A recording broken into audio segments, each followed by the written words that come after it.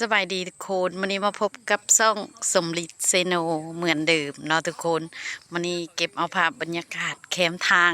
หน้าทางเลยทุกคนวันนี้สมฤทธิ์จะออกมาสวนมังนัดแต่ว่าสิแวะสวนมะเขียบสีรีวิวสวนมะเขียบให้ทุกคนได้เบิ่งนำเพราะว่าที่ผ่านมาสมฤทธิ์มีแต่เอาลงเฟซเนาะกับติ๊กต็อกแต่บ่ได้คอยเอาเข้า YouTube วันนี้จะมาส่องมาแวะเลยมาแวะให้เบิ่งก่อนเดี๋ยวสิไปส่องเบิ่งว่าเป็นอะไรต้นมะเขียบเฮาเป็นหมากใหญ่ซำใดแล้วเนาะเดี๋ยวไปเบิ่งกันทุกคนโลไปโซนนี้ก่อนปีนี้นะอากาศร้อนแฮงทุกคนมันเฮ็ดให้อันต้นมะเขียบเฮานี่นอกเลยนี่มันนอกเลยนี่หลังจากน้ำกัดตาย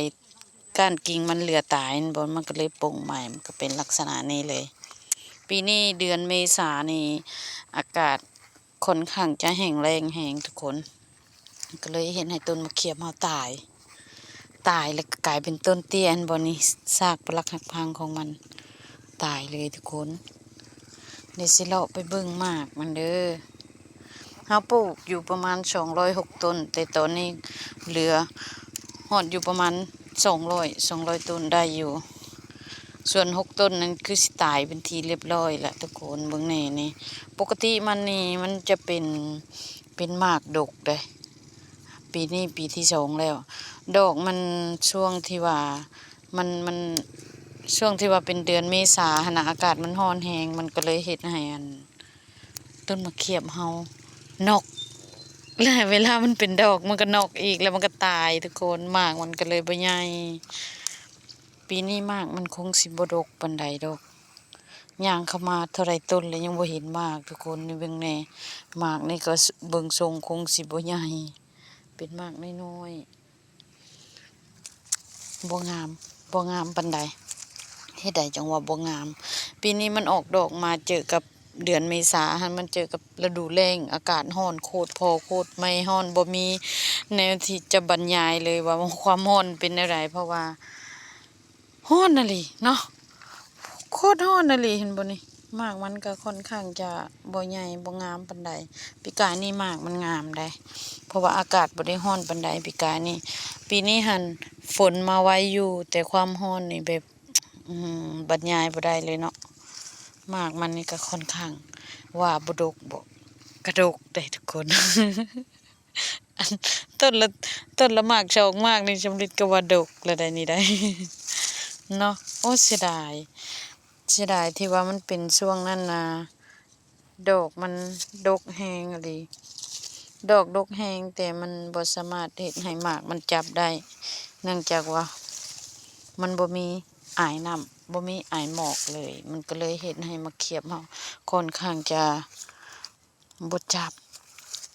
วิธีการปลูกมะเขียบทุกคนสิเว้าให้ฟังอันสมฤทธิ์ก็ตะกี้สมฤทธิ์ก็บ่เคยเห็นเนาะวิธีการกาเบี้ยมะเขียบบางคนก็กาออกบางคนก็บ่กาบ่ออกเด้ทุกคนที่เป็นดกอยู่เพราะหยัง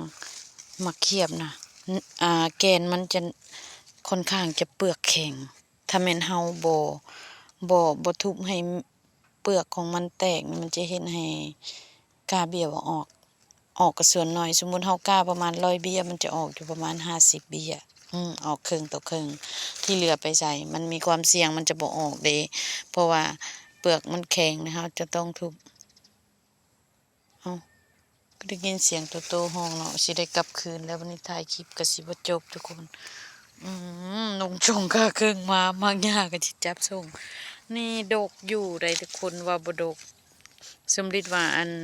ประมาณต้นละหมาก2หมากนี่ก็ถือว่าดกเลยได้ทุกคนต้นนี้ค่อนข้างจะเป็นหลายนี่ว่ามันบ่ดกบ่มันก็ดกอยู่ได้นี่จักหมากเบิ่งสินับให้เบิ่ง1 2 3 4 5 6 7 8 9 10 11 12 13 14ว้าวต้นนี้14หมากผู้ใดทุกคนเห็นว่าต้นน้อยๆนี่ก็14หมาก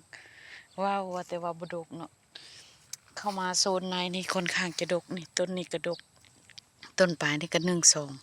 2หมาก ต้นนี้สามมากบ่นับมากน้อย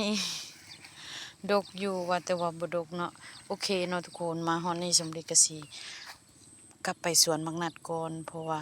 มืดแล้วมื้อนี้ออกมาถ่ายคลิปช้าไปเดี๋ยวมื้ออื่นจะลงคลิปเดี๋ยวสมฤทธิ์จะไปหาหน่อไม้มาต้มเดี๋ยวจะถ่ายทำให้เบิ่งอีกทีหนึ่งเนาะ